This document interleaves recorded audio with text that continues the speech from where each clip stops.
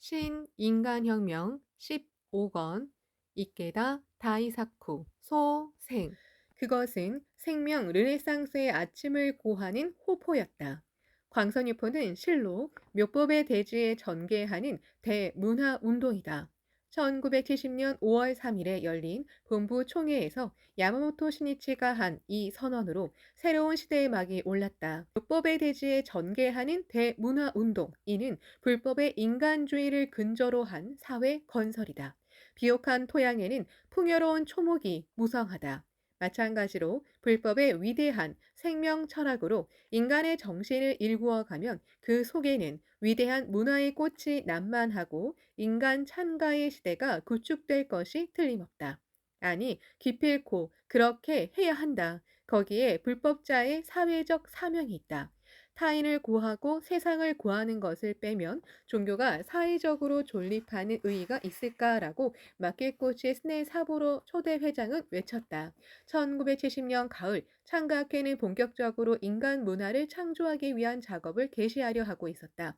신이치는 최근에 인간 정신의 개척을 잇고 편리함이나 풍요로움만을 추구해 온 현대 사회의 일그러진 모습을 지겨우리만큼 통감해왔다. 그중 가장 상징적인 사례가 심각해지는 공해 문제였다.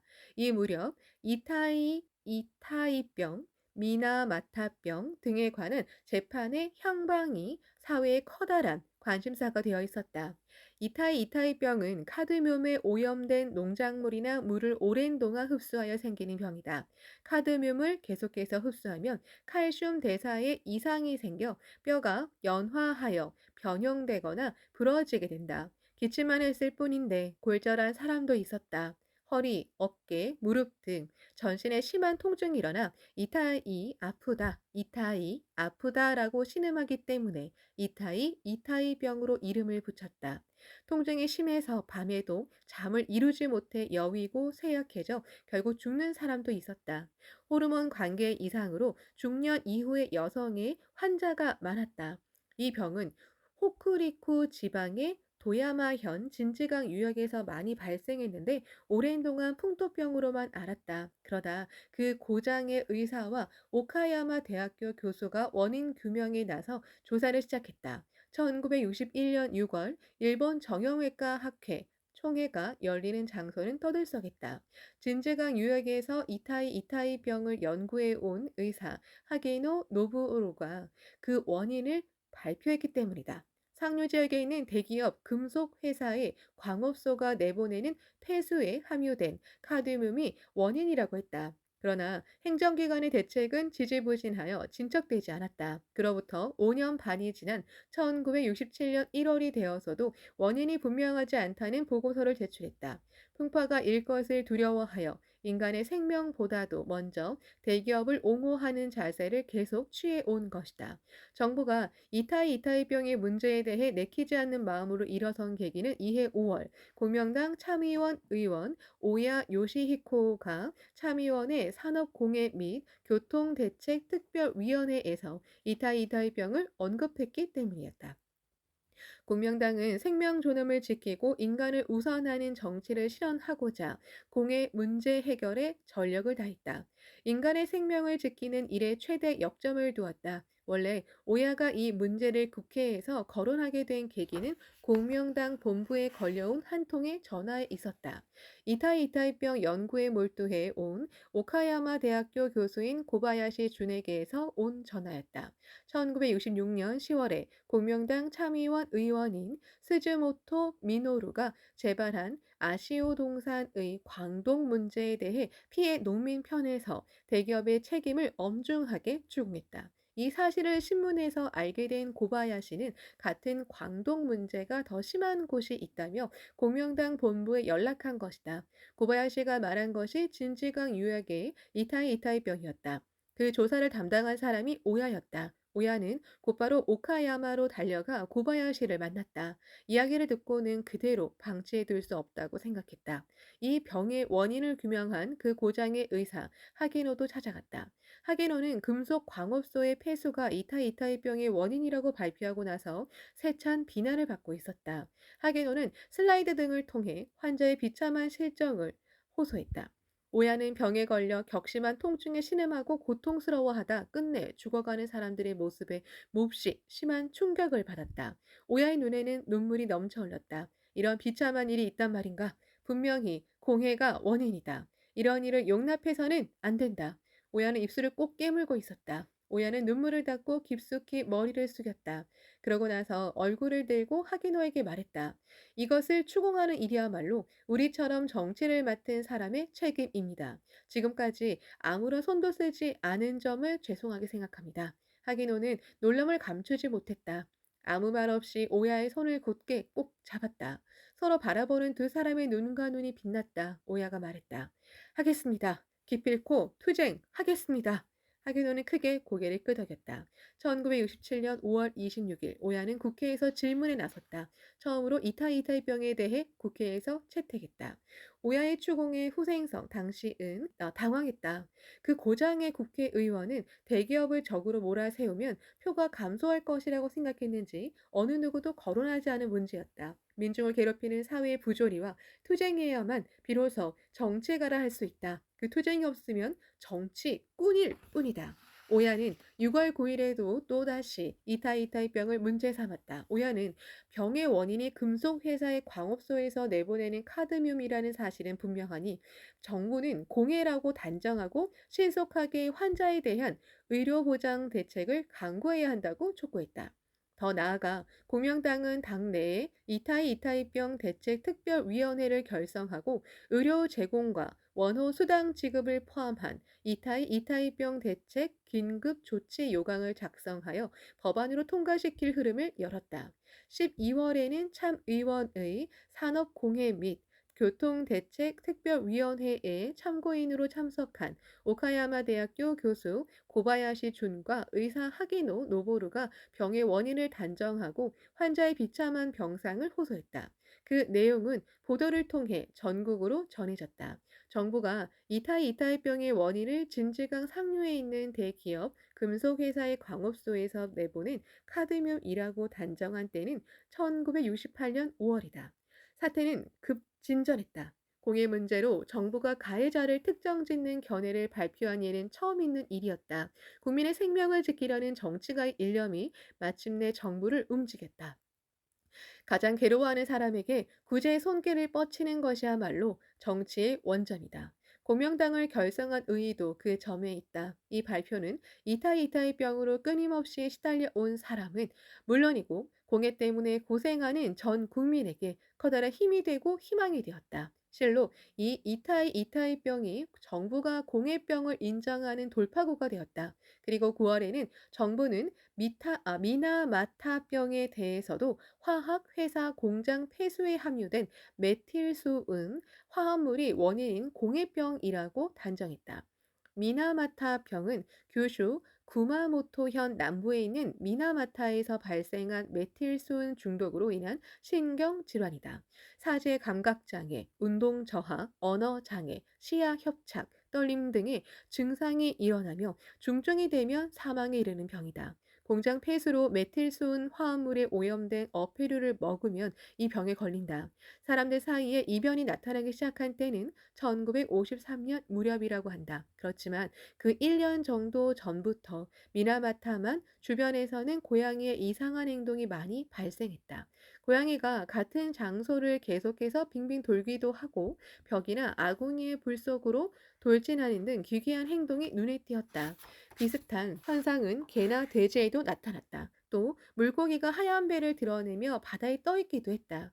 하늘을 날던 까마귀나 바다새가 떨어지기도 했다.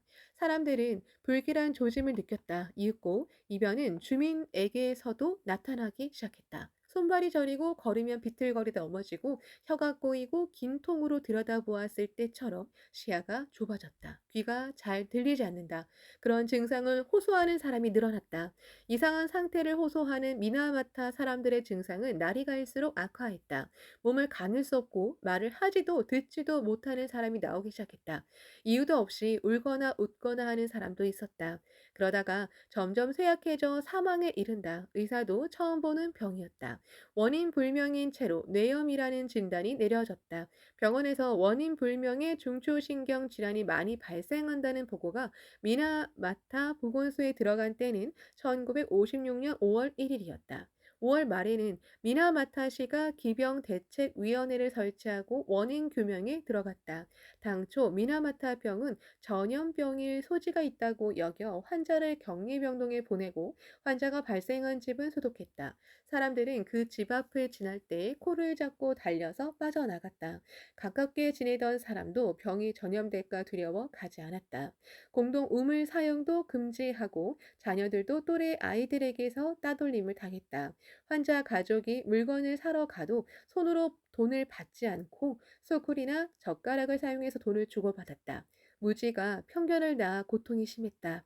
기병대책위원회는 구마모토 대학교에 의뢰해 미나마타병 의학연구반을 조직하고 조사 연구를 개시했다. 11월에 중간 보고를 했다. 환자에게서 병원균을 특정 지을 수 없다. 환자의 증상에서 일종의 중금속으로 인한 중독이 추정된다. 그리고 오염된 해산물 섭취가 원인으로 의심되며 해산물을 오염시키는 원흉으로 이 고장의 대기업 화학 회사가 방류하는 공장 폐수로 생각해 볼 여지가 있다는 견해를 발표했다.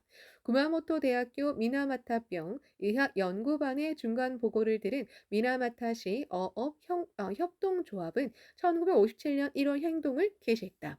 화학회사에 공장 폐수의 방류를 중지하고 정화 장치를 설치하여 무공해라고 입증된 물을 배수하라고 요구했다. 그러나 화학회사는 공장 폐수와 미나마타병의 인과관계를 부정하고 그 후에도 오염된 물을 계속해서 내보냈다. 2월에는 구마모토 대학교 미나마타병 어학연구반이 병의 발생을 막기 위해서는 미나마타만에서 어획을 금지해야 한다고 구마모토현에 제안했다. 그렇지만 현 당국은 아직 원인 물질이 확정되지 않았기 때문에 고기잡이를 금지할 수는 없다며 제안을 받아들이지 않았다. 호생성도 또한 만내의 모든 어패류가 유독하다는 근거가 없어 어획 금지는 곤란하다고 하던 터였다. 사람의 목숨보다도 원칙을 앞세우는 처사였다. 무엇을 위한 법률인가? 무엇을 위한 행정인가? 일체는 인간을, 인명을 지키기 위한 것이어야 한다. 이런 늦장 대응이 미나마타병의 피해를 키웠다. 미나마타병의 원인으로 추정되는 일종의 중금속이 무엇인지를 밝혀내는 작업은 지질부진 진척되지 않았다. 그러다 요기 수은일 가능성이 있다고 본 때는 의학연구반의 중간보고가 있은 지 2년 반이 지난 1959년 7월이었다. 그러나 그렇게 해도 화학회사는 책임을 인정하지 않았다. 어용 학자를 내세워 원인이 공장 폐수라고 볼 수 없다는 등으로 반론하게끔 했다. 이 무렵 화학회사 부속 병원의 의사는 고양이에게 공장 폐수를 뿌린 사료를 먹이는 실험을 했다. 석 달 후 고양이 한 마리에서 미나마타병의 증상이 나타났다. 그 보고를 받은 공장 간부는 실험을 그만두게 했다. 실험 결과를 발표하는 일은 없었다. 공장 측은 폐수의 원인이 있다는 사실을 느끼고 있었을 게 분명하다. 그러나 이를 계속해서 부정. 미나마타병 발병자는 미나마타 주변에서 시라누이해 연안으로 퍼졌다. 이 고장에서 잡힌 물고기가 전혀 팔리지 않아 어민들의 생활이 궁핍해졌다. 1959년 8월에는 미나마타시 업협동조합 사람들이 보상을 요구하는 투쟁을 전개했는데 10월에는 시라누이해 연안에 어민이 걸기했고 11월에는 어민의 분노가 폭발해 공장 군에 돌입하여 시설 일부를 파괴하는 등의 소동을 벌였다. 그 후 현 지사가 조정위원회를 설치하고 화학회사와 구마모토현 어민 연합 간의 알선에 적극적으로 나섰다. 최종적으로 화학회사는 보상에 응하기는 했지만 이는 어민의 입을 막기 위해서였다. 보상으로 당초 구마모토현 어민연합은 25억 엔을 요구했다. 그러나 결말은 보상 3,500만 엔 그리고 6,500만 엔을 융자해 준다는 선에서 맺어졌다. 더구나 시위할 때에 공장에 돌입해 손해를 끼쳤다 하여 보상금에서 1,000만 엔을 차감했다. 가구당으로 보면 15,000엔 정도에 불과하다. 불과했다. 살 길이 막막해진 어민에 대한 보상이라고 하기에는 너무나도 적은 액수였다. 또 이 1959년 11월에는 피해 환자들이 조직한 미나마타병 환자 가정 조회가 환자 한 사람당 300만 엔의 보상을 화학회사에 요구했다. 그렇지만 회사 측은 보상을 거부하고 호조회 멤버들을 이에 항의하여 공장 앞에서 연좌 시위를 벌였다. 그런데 그 행동에 대해 주위의 시선은 차가웠다. 미나마타는 이 공장과 더불어 번영해 온 마을이다. 환자가 소란을 피우며 공장의 생산을 막는 것은 실을 쇠퇴시키는 행위라는 생각을 수많은 사람들은 갖고 있었다. 현 지사를 중심으로 한 조정위원회는 화학회사와 호조회, 간이 문금 계약을 맺게 했다. 그렇지만 그것은 조정위원회가 이 안을 수락하지 않으면 조정을 그만두겠다고 하여 어쩔 수 없이 몹시 쓰라린 선택을 할 수밖에 없었다. 위로금은 사망자 30만 엔, 생존자 중 성인에게 연금 10만 엔, 미성년자에게 연금 3만 엔, 장례와 제사 비용 2만 엔이었다. 그리고 화학회사가 환자나 가족의 호조회와 주고받은 계약에는 다음과 같은 취지의 조문이 있었다. 장래, 미나마타병이 공장 폐쇄에 기인한다고 결정된 경우에도 새로운 보상금 요구는 일절하지 않는다. 공장 폐쇄가 원인이라고 입증되는 것을 예상한 포석이라 하지 않을 수 없는 계약이다. 이는 나중에 재판에서 무효로 되는데 이런 계약을 추진한 조정위원들도 화학회사 편에서 있었다고 할 수 있다. 많은 사람들이 석연치 않은 마음으로 부득이 돈을 받았다. 본디 인간의 생명은 돈으로 환산할 수 있는 것이 아니다. 그런데다 위문금 계약에는 회사 측에 사죄하는 마음도 인간의 눈물도 느낄 수 없었다. 1968년 9월 그제야 겨우 정부는 미나마타병의 원인은 화학회사의 공장에서 배출한 메틸순 화합물이라고 결론을 내렸다. 이미 환자의 공적인 확인이 있은 뒤로 12년이나 세월이 경과한 터였다. 이 시점에서 미나마타병으로 인정받은 환자는 사망자와 생존자를 합쳐 111명이었지만 정부가 공해임을 인정한 시기에 진단을 받아 미나마타병으로 인정받은 환자는 2,000명을 넘었다. 또 미나마타병으로 인정은 받았지만 감각 장애 등 수은 오염에 영향이 있다고 인정해 화학회사가 일시적인 금액 지급의 대상으로 인정한 사람도 1만 명을 넘었다. 그러나 진단을 받지 않은 사람이나 그 이전에 사망한 사람을 포함하면 얼마나 많은 사람이 고통받고 존귀한 인명이 희생되었겠는가. 더욱이 정치계의 늦장 대응이 1965년에는 니가타현 아가노가 연안 지역에서 제2의 미나마타병을 발생시키고 말았다. 완전히 똑같은 전철을 밟은 것이다. 이 얼마나 우매한 일인가. 민중의 괴로운 절규에 귀를 기울이고 이를 위해 목숨 걸고 투쟁하는 것이 정치가의 사명이 아닌가. 미나마타병 환자와 가족들에게는 그 후에도 보상을 획득하기 위한 기나긴 투쟁이 기다리고 있었다. 어느 피해자는 말한다. 돈은 한 푼도 필요 없다. 그 대신 회사의 높은 분들부터 차례로 수은 원액을 마시게 하자. 위에서부터 차례차례 42명이 죽게끔 부인들에게도 마시게끔 하자. 태아성에 태어나도록 그런 다음 차례대로 69명 미나마타병에 걸리게 하자. 나머지 100명 정도 잠재 환자가 되게 하자. 그러면 되겠지. 태아성이란 태아에게 일어나는 선천성 미나마타병을 말한다. 사람의 목숨은 결코 돈으로는 살 수 없다. 그러나 일본은 인명을 지키고 공해 대책을 시행하는 일보다도 경제를 우선해왔다. 그 결과 이타이병, 미나마타병, 또 요카이치 천식, 요카이치 지역에 발생한 공해병 등과 같이 공해가 만연되고 말았다. 야마모토 신이치는 이 공해 문제를 어떻게 극복할 것인지 마음 아파하며 계속해서 깊이 사색했다. 일본은 메이지 시대 이후 서양 열강을 따라잡아 앞지르는 것을 목표로 부국 강병, 식산, 흥업, 생산물을 늘리고 사업을 일으킴에 힘을 쏟았다. 그리고 국가는 국민 한 사람 한 사람의 생명을 지키고 소중히 하기보다도 산업 육성을 꾀하여 생산을 증대하며 나라를 강하고 풍족하게 만들 것을 가장 중요시했다. 일본의 공해의 원점이라고 불리는 아시오 동산 광독 사건에서도 그것은 상징적으로 나타났다. 정부는 광독 피해가 확산되어 심각해지는데도 군수에 필요한 구리 생산을 그만두려 하지 않았다. 이뿐만 아니라 1900년에는 청원하러 대거 상경하는 피해민을 저지하려고 경찰과 헌병이 덤벼들었다. 사벨, 서양식 긴 칼을 휘두르고 때리고 걷어차는 폭행을 가하고 중심자들을 잇따라 체포했다. 권력이 그 정체를 드러낸 것이다. 광독 반대에 생애를 바친 정치가 다나카 쇼조는 분노에 차서 절규했다. 백성을 죽이는 것은 국가를 죽이는 것이니라. 국민이 있기에 국가가 있다. 국가가 지켜야 하는 대상은 국민이다. 그리고 전쟁 후에도 인명보다도 기업의 이익을 우선해 왔다고 해도 좋다. 니치렌 대성에는 입정 안국론에서 인, 왕, 경의 국토가 어지러워질 때는 먼저 귀신이 문란하고 어서 19쪽라는 글을 인용하셨다. 귀신이 문란하다란 사상의 혼란이라 할 수 있다. 실로 인간의 생명보다도 국익이나 기업의 이익을 우선해 온 본말 전도가 바로 사상의 혼란 가운데 가장 큰 것이 아닐까. 야마모토 시니치는 미나마타병이든 이타이병이든 그 원인이 된 폐수를 방류한 기업이 메틸수은 화합물이나 카드뮴의 위험성을 모를 리는 없다고 생각했다. 그런 것을 주민이 생활의 근거지로 삼는 하천이나 바다로 흘려보내면 어떤 결과가 될지 명확하지 않은가. 그런데 공해가 사회 문제로 되고 나서도 기술자도 기업 경영진도 모른 채 했다. 그 결과 귀중한 인명을 잇따라 빼앗아갔다. 거기에는 기업의 이익을 위해서는 인명을 빼앗는 것도 용인해버리는 이코노미 애니멀의 오만함으로 가득 찬 마성적인 사고가 잠재해 있었다. 공해 물질을 아무데나 내보낸 기업 측은 수많은 사망자와 환자가 나와도 과학적 근거를 내세우라며 끝까지 시치미를 떼려고 했다. 주민을 지켜야 할 행정 담당관도 그 기업이 세수를 비롯해 지역 경제의 중요한 기반이 되기 때문에 소극적으로 대응했다.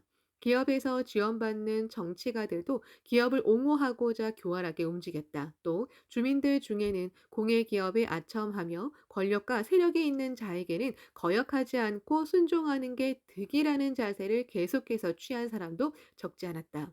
그 보신과 야합의 마음이 만든 구조가 수많은 희생자를 내고 말았다. 야마모토 시니치는 공해의 만연에 격한 분노와 위기감을 느꼈다. 시니치는 공해를 이 지구상에서 없애기 위해 단호히 일어서지 않으면 안 된다고 결심했다. 그것이 불법자로서 사명이라고 생각했다. 그리하여 1970년 5월 3일에 열린 본부 총회에서 심각해진 공해 문제를 언급했다. 이어서 8월에 개최한 남자부, 여자부, 부인부 학예 강습회에서도 공해 문제를 호소했다. 공해는 인류의 생존권을 위협하는 마성의 모습을 점차 나타내고 있습니다. 그 마성과 투쟁하고 생명의 존엄을 지키는 일이 우리의 사명이라는 사실을 알아주시기 바랍니다. 또 그 근본적인 해결 방도는 불법에 의하는 길밖에 없다고 나는 단언하겠습니다. 더 나아가 9월부터 10월에 걸쳐 신이치는 공해 문제를 주제로 두 가지 원고를 집필했다. 하나는 어느 대기업 출판사가 발행하는 종합 월간지가 청탁한 원고였다. 일본은 공해 실험국인가? 라는 제목으로 펜을 들어 반공해 투쟁에 화살을 날렸다. 여기서 신이치는 우선 미나마타병이나 이타이병 등은 공해라기보다 그 본질은 도의적 책임이 결여된 기업이 일으킨 사건이며 이는 미필적 고의에 의한 살인이라고 규탄했다. 정의의 마음으로 갈고 닦은 펜은 악을 파헤치는 가장 예리한 메스가 된다. 이어서 신이치는 앞으로 확실히 공해에 대처하지 않으면 안 되는 까닭은 광범위한 지구적 규모로 공기, 물, 토지가 파괴되고 오염되기 때문이라고 호소했다. 공해는 한 개인이나 한 기업의 도의적 책임감과 노력만으로도 어찌할 도리가 없는 문제이며 가해자라도 동시에 피해자가 되는 것을 면하지 못하는 만인에게 공통된 위기이기 때문이다. 신이치는 그 공해의 요인이 바로 진보 지상주의이며 환경을 지배하려는 끝없는 욕망이라고 결론지었다. 물론 그로 인해 과학기술이 발달하여 현대의 물질적 번영이 이룩된 면은 부정할 수 없다. 그러나 동시에 그것은 문명을 근본적으로 비뚤어지게 하여 공해라는 건 인류적인 위기를 초래하기에 이르렀다. 신이치는 그 문제를 근본적으로 해결하기 위해서는 인간을 어떠한 존재를 포착하는가 하는 점에서 시작하여 인간과 이를 둘러싸고 뒷받침하는 문화적, 자연적 환경의 관계에서 그 본연의 모습을 완전히 새롭게 설계하고 다시 구축해야 한다고 호소했다. 더욱이 그는 공해를 극복하는 면에서 생명 존엄의 철학이 필요함은 말할 나위가 없지만 그 내실을 엄격히 검증하는 것이야말로 더욱 중요하다고 말했다. 왜냐하면 생명 존엄은 이제까지 누구나 다 해온 말이기 때문이다. 좀 나아가 끝없이 환경 지배를 재촉한 독선적인 사상 속에 마저 생명 존엄이라는 발상이 있기 때문이다. 아니, 그 잘못된 인간 생명의 존엄관이 바로 무제한적인 자연 파괴와 오염을 낳는 원흉이다. 그래서 신이치는 이렇게 써 나갔다. 자연을 인간에게 정복되어야 하는 것으로 보고 아무리 파괴하고 희생하게끔 해도 상관없다는 휴머니즘은 실은 인간의 에고이즘이며 오히려 인간의 생존을 위태롭게 하는 안티 휴머니즘이 아닐 수 없다. 진정한 휴머니즘은 인간과 자연의 조화, 더 단적으로 말하면 인간과 이를 둘러싼 환경으로 자연은 하나라는 시각에 입각한 휴머니즘이어야 한다. 본래 인간도 또한 하나의 생물이며 대자연을 만든 유구한 생명, 고리의 일부분에 지나지 않는다. 그 고리는 생명의 겹겹으로 서로 이어진 생명의 연쇄이기에 하나가 파괴되면 전체가 변조를 초래하고 한 군데 동물이 섞여 들어가면 전체가 오염되고 만다. 또 인간이 무한하다고 굳게 믿은 자연의 은혜도 실은 유한하며 지구라는 우주선의 저장 물질에 지나지 않는다. 그러한 관점을 갖지 않는 독선적인 휴머니즘에 뒷받침된 인류 문명은 자연의 재생산 능력을 훨씬 더 웃도는 소비를 계속하여 자연을 파괴하고 오염시키며 생명적인 자연의 메커니즘 그 자체를 파괴한다. 야마모토 시니치는 그와 같이 주장했다. 또 시니치는 이 원고에서 대기, 토지, 물 등은 유한하며 인류가 공유해야 할 재산이라는 사고 방식에 입각하여 이들을 소비하는 데는 그 어떤 제한을 설치할 필요가 있다는 등으로 공해 문제에 대한 대책을 발표했다. 구체적으로는 각 공장 등은 산소 소비량에 따라 자치단체에 돈을 지불한다. 벌채도 자치단체에 돈을 납부하고 벌채한 다음에는 묘목을 심기를 의무화한다. 징수한 돈으로 공해 방지 기금을 만든다 등이다. 더 나아가 시니치는 주민의 생명과 안전과 행복을 지키는 일이 본래 정치의 사명임에도 불구하고 공해가 만연한 현실은 정치가의 무책임 때문이라는 점을 지적하며 주민에게 의식의 각성을 촉구했다. 경제 제일주의로 주민의 생명이 위협받아도 태연하게 있는 그런 정치가는 대표가 될 자격이 없다고 말할 정도가 되어도 당연하지 않을까. 일상생활에서도 주민은 환경의 오염과 파괴를 생명에 대한 직접적인 위해라 보고 강력하게 적발하여 추궁해야 한다. 공해 문제의 주도권을 쥐어야 할 사람은 기업인도 정부도 아니다. 주민의 연대 의식이 정부를 움직이고 기업까지도 움직인다. 그리고 주민들이 대표를 뽑아 공해 특별 조사관을 만들어 눈에 불을 켜고 감시할 것과 과학자와 주민이 협력해야 한다는 등을 제안했다. 양모토 시니치는 공해 문제 해결은 주민운동, 시민운동 전개에 가장 중요한 핵심이 있다고 생각했다. 사회를 바꾸고 시대를 움직이는 주체는 민중이다. 민중이 현명해지고 변혁의 주역이 되어 일어서야 비로소 역사의 지각 변동이 일어난다. 그 민중을 촉발하고 자각하게 하여 시대 건설의 주역으로 만드는 운동이 우리의 광선유포다. 신이치가 쓴 일본은 공해 실험국인가의 원고는 200자 원고지로 80장이 넘었다. 이 글은 대기업 출판사가 10월 상순에 발간한 종합 월간지 11월호에 게재되었다. 계속해서 신이치는 10월 하순에 나온 동양철학연구소가 발행하는 개간지 동양학술연구 추계호에도 공해 문제를 주제로 한 논문을 발표했다. 실로 끊임없는 언론 투쟁이었다. 성난 파도처럼 추격하는 행동이 있어야 비로소 시대는 움직이기 시작한다. 타이틀은 인간과 환경의 철학이다. 여기서는 일본은 공해 실험국인가에서 제기한 문제를 더욱 철학적인 관점에서 깊이 파고들었다. 스니치는 공해 문제의 연원은 자연이 아무리 파괴되어도 조화를 유지한다는 낙관론과 인간만이 우주의 모든 것에 군림해야 할 자격을 부여받은 만물의 영장이라는 사고방식에 있다고 단정했다. 그리고 현대 문명을 근저에서 뒷받침하는 그 발상의 일단이 구약 성서를 잘못 해석한 데에서 나온다는 사실을 지적했다. 구약 성서의 천지 창조 장에는 신은 자신의 모습을 닮은 사람을 창조하여 이들을 다음과 같이 축복했다. 생육하고 번성하여 땅에 충만하라. 땅을 정복하라. 그리고 바다의 고기와 공중의 새와 땅에 움직이는 모든 생물을 다스리라.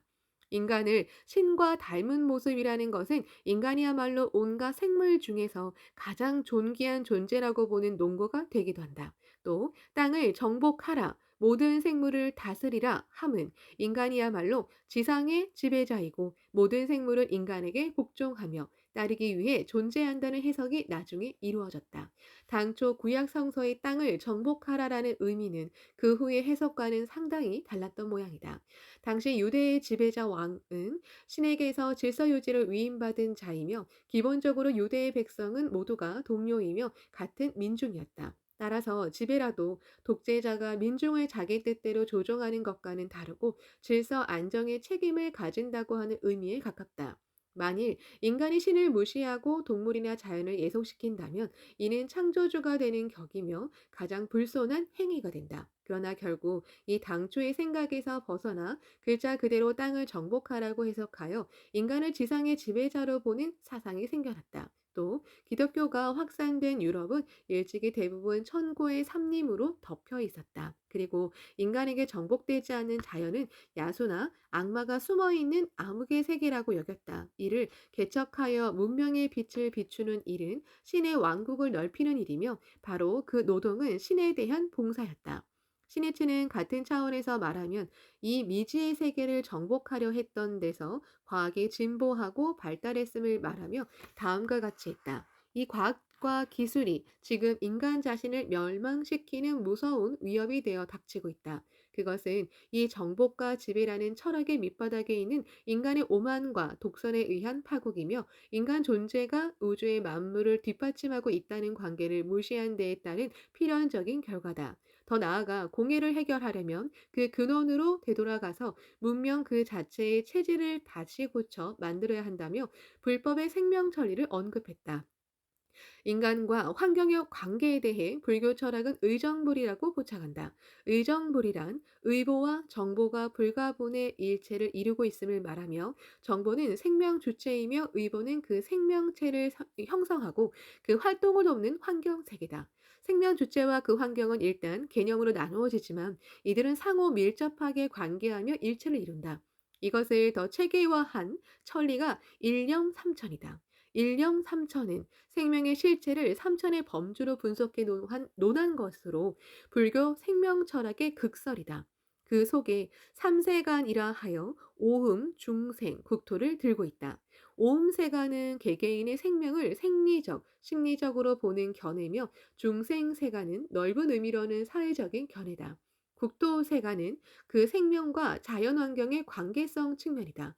불법은 대우주 전체를 생명으로 여기고 초목이나 돌, 모래, 한 톨에도 부처의 생명이 실제함을 인정하고 모든 것을 존국의 당체로 본다. 그리고 신이치는 인간이 환경과 조화를 이루고 더욱이 주체성을 확립하기 위한 확고한 철학적, 사상적 기반이야말로 이 대승불교의 천리라는 사실을 강하게 고소하며 인간과 환경 철학을 결론지었다.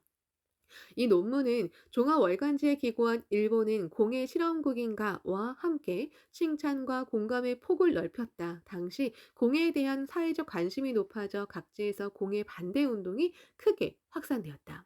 신이치는 공해를 단순한 지역적인 문제를 보지 않고 문명이라는 거시적 관점에서 보았다. 그리고 지구적 규모로 진행하는 공해를 초래한 사상의 연원으로 거슬러 올라 그 근본적인 해결 방도를 명확하게 제시한 점에 시네치가 쓴 논문의 특징이 있었다. 학계 본부에도 찬동의 소리가 많이 들려왔다. 절찬을 아끼지 않는 책자도 있었다. 특히 대학부를 비롯한 학계 청년부는 이 논문을 읽고 크게 감동을 받았다. 청년들은 불법이야말로 인류의 미래를 여는데 절대 불가결한 천리라는 사실을 확신하고 생명의 세계를 구축하는 사명을 한층 깊이 자각했다. 이 무렵 공해 문제에 몰두한 학자들이 차츰 창각회에 강한 관심을 가졌다. 신심을 시작한 공익병 환자나 그 가족의 삶을 보고 신앙의 힘에 착안하지 않을 수 없기 때문이었다. 공해병에 걸리면 환자 본인은 물론 그 가족도 깊은 절망의 늪에 빠져든다. 살아갈 기력을 잃거나 원한의 불길에 가슴을 태우며 살아가는 사람이 적지 않았다. 그러나 그런 가운데서 학회원은 인생의 희망과 사명을 발견하고 슬픔의 구렁이에서 가면에 일어서서 소생했다. 올바른 신앙은 무한한 힘과 용기를 이끌어낸다. 신심이 있는 한 결코 절망은 없다. 공의 문제를 극복하는 커다란 열쇠 가운데 하나는 공에 시달리는 사람들이 살아갈 힘을 가질 수 있는지 그 여하에 있다. 그것이야말로 가장 중요한 테마라 할 수 있다. 바로 그 미나마타에서도 하케어는 주위 사람들에게 희망을 주는 존재가 되었다. 미나마타에서는 1953년경부터 하케온이 조금씩 늘기 시작했다. 아직 원인 불명의 기이한 병으로 여겨졌던 미나마타병에 걸린 사람이 나오기 시작했을 무렵이다. 그리고 어천을 중심으로 사제, 감각장애, 운동실조, 언어장애 등이 나타나는 사람이 늘어나고 있었다. 환자가 겪는 고통은 물론이고 치유될 가망이 없는 환자를 보호하는 가족의 고뇌도 이만저만한 게 아니었다. 환자가 있는 집안은 누구나 다 지칠 대로 지쳐 있었다. 그런 가운데 반드시 행복해질 수 있다라며 확신을 가지고 단언하는 학회원 말은 희망의 빛으로 가슴에 와닿았다. 1961년 나중에 태아성 미나마타병이라는 사실이 밝혀진 딸을 가진 야마가미 히데요가 입회했다. 절망 끝에 시작한 신심이었다. 야마가미는 자녀를 4명 두었는데 1955년에 태어난 막내딸은 목 부분이 좀처럼 꼿꼿하게 서지 않아 고개를 가누지 못했다. 또 4살이 되어도 걷지 못했다. 병원에 데려가도 의사는 그저 고개를 갸웃거릴 뿐이었다. 미나마타병은 미나마타만의 어패류를 먹은 것과 관계가 있기 때문에 먹지 않은 유아가 걸릴 리는 없다고 믿었다. 더욱이 야마가미 자신도 미나마타병에 걸려 몇 년 전부터 평형 감각이 둔해졌다. 손발이 심하게 저리고 두통을 자주 앓았다. 야마가미는 건설회사에 근무했는데 미나마타병 증상이 심해짐에 따라 차츰 먼저 죽을지도 모른다는 불안감이 강해졌다. 4명의 자녀를 안고 있는 집안 살림은 결코 넉넉하지 못했다. 더구나 막내딸은 걷지도 말을 하지도 못했다. 더 나아가 장남도 몸이 약했다. 딸의 미래는 어떻게 되는가? 내 인생은 어찌 될까? 생각하면 생각할수록 절망감이 더했다. 빛이 보이지 않는 암흑 같은 생활이었다. 그 고통을 잊으려고 야마가미는 쏟아붓듯이 술을 마셨다. 마시고 나면 난동을 부렸다. 손을 쓸 수 없었다. 현관문을 발로 차 부수고 고래고래 고함지르며 아우성치고 밥상을 뒤집어 엎었다. 또 냄비나 가마솥까지도 땅바닥에 내던졌다. 아내도 자녀들도 그저 허둥거릴 뿐이었다. 안심하고 잠들 수 있는 밤은 없었다. 막내딸이 이제 곧 초등학교에 입학할 나이가 되었다. 그는 점점 더 불안해졌다. 그런 야마가미에게 학회원인 지인이 열심히 불법 이야기를 하며 이패를 권했다. 야마가미 씨, 이 신심을 하면 반드시 행복해질 수 있어요. 따님도 꼭 좋아진다니까요. 내가 보증할 테니 함께 신심합시다. 힘찬 목소리였다. 진지함이 넘쳐 흘렀다. 그 밖에 희망을 걸 만한 길은 전혀 없었다. 반신반의했지만 야마가미는 신심을 시작하기로 했다. 일단 신심을 하면 해야 할 것은 반드시 하겠다고 소개자와 약속했다. 그래서 근행도 거르지 않고 엄격하게 실행했다. 절복에도 한결같이 임했다. 교학도 진지하게 공부했다. 게을리하면 약속을 어기게 되니까. 야마가미는 성실하고 의리가 두터웠다. 신심에 힘쓸수록 생명력이 넘쳐흐르는 것을 느꼈다. 또 회합에 참석하면서 생명의 인과이법이라는 것을 배웠다. 딸의 병도 내 병도 숙명이라는 문제에 빼놓고는 생각할 수 없다. 그리고 이 숙명을 전환할 수 있는 유일한 길이 불법이다. 그렇다면 나도 숙명 전환에 도전해보자. 더 이상 피하지 않겠다. 주위 사람들은 신심에 힘쓰는 야마가미를 보고 술 다음은 종교인가 보군 하며 비웃었다. 그러나 야마가미는 미동조차 하지 않았다. 그는 이미 확신을 가졌기 때문이다. 진지하게 신심하고 나서 얼마 후 막내딸이 처음으로 일어서서 조금씩 걷기 시작했다. 그 현장을 눈으로 직접 보고 야마가미의 아내도 입회했다. 그러자 이번엔 딸이 말을 했다. 엄마! 부부는 놀라움이 컸다. 눈물이 쏟아졌다. 이 신심은 엄청나다. 확신은 확고부동하고 희망과 용기가 부부의 가슴 속에 넘쳤다. 가정은 어느 사이에 밝은 모습을 되찾았다. 막내딸은 7살 때에 태아성 미나마타병으로 확인되었다. 또한 야마가미도 아내도 검사 결과 미나마타병으로 확인되었다. 그러나 그의 손발 저림이나 두통은 가벼워졌고 아내도 자각 증상이 가벼워져 고통을 느끼지 못했다. 야마가미 부부는 자주 이야기를 나누었다. 미나마타병으로 고생하는 것 우리만으로 됐네. 이것을 불국토로 만들어야 해. 그러려면 광선유포를 해야지. 어리고 귀여운 딸을 보면서 부부는 서로 다짐했다. 이윽고 장남도 차남도 모두 일하러 다니게끔 되자 경제적으로도 여유가 생겼다. 그렇지만 무엇보다도 야마가미가 기뻐한 일은 의사가 지능이 거의 발달하지 않을지도 모른다고 진단했던 막내딸이 말을 이해하고 조금씩 자기 일을 스스로 할 수 있게 된 점이 다. 야마가마이네 집에는 언제나 웃음꽃이 피었다. 그 담소의 중심은 태아성 미나마타병을 갖고 태어난 막내딸이었다. 야마가미는 맹세했다. 병을 가지고 태어난 딸이 있었기에 우리는 신심하게 되었어. 딸에게서 불법을 배운 거야. 이 아이는 정말 지용의 보살의 사명을 다하고 있어. 나도 미나마타에서 불행을 없애기 위해 분발해야지. 야마가미 부부는 혼교의 투사가 되었다. 야마모토 시니치는 괴로움을 도약대로 삼아 공해병에 도전하는 그런 동지의 활약을 자주 듣고 있었다. 공해와 투쟁하는 것은 근본적으로는 인간에게 깃든 생명의 마성과 싸우는 것을 말한다.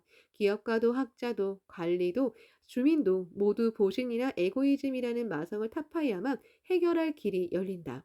또 만인이 부처라는 생명존엄의 대철학을 높이 내걸고 자신과 환경이 둘이 아니라는 원리를 제시한 생명 법리를 한 사람 한 사람의 마음속에 확고히 세워야 할 투쟁이다.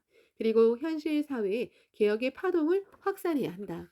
인간혁명에서 사회 변혁으로 바로 이것이 광선유포의 대운동이다. 신이치는 공예의 땅에서 과감하게 투쟁하는 동지들을 위해 진지하게 제목을 끊임없이 보냈다. 또 신이치는 공예 문제에 열중하는 연구자들도 만나 진지한 마음으로 이야기에 귀를 기울여 공예에 대해 배웠다. 바르고 깊은 지식을 갖는 것은 문제를 해결하는 단서가 되기 때문이다. 공예를 근절하고자 일어선 신이치에게 호응하여 세이쿄 신문도 자주 공예 문제를 특집으로 편성했다. 악을 보고 방치하는 것은 결과적으로 악에 가담하는 것이나 다름없다. 세이쿄 신문 기자들은 공예가 발생한 지역을 직접 찾아가 철저히 취재했다. 그리고 또 공예를 낳은 근본 원인을 파헤쳐 해결 방도를 제시하고자 진지했다.